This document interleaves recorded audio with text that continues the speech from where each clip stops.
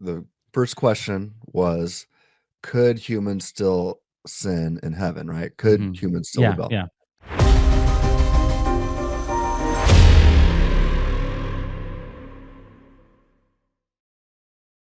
And Do I they say, have any? Do they have libertarian they do. freedom in heaven? They have libertarian freedom in heaven. They could still rebel. That is to say, there is nothing that actually exists that deterministically prevents them from doing so.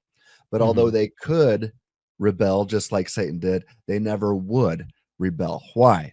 Because as Paul says in 2 Corinthians 4:17, these light momentary afflictions prepare us for an eternal weight of glory beyond all comparison. So that's what earth is for. That's why we get a few decades to live on this rock, to learn what it's like to live at arm's length from God.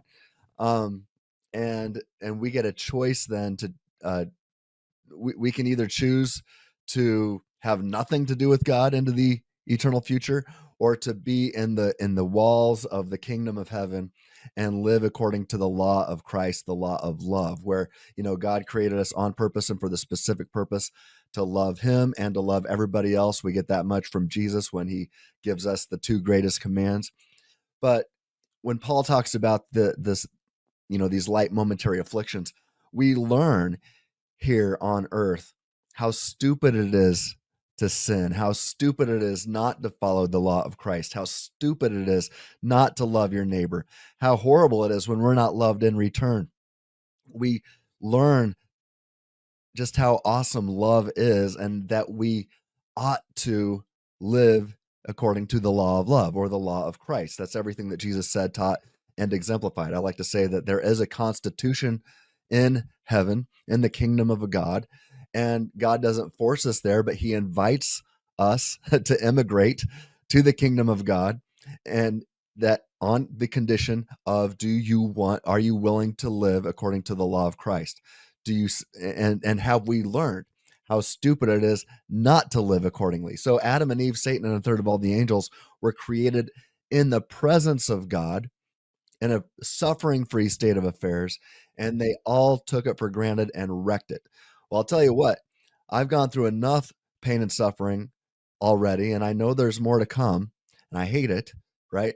But this suffering, these, as Paul says, these light momentary afflictions, they prepare us. Well, how do they prepare us?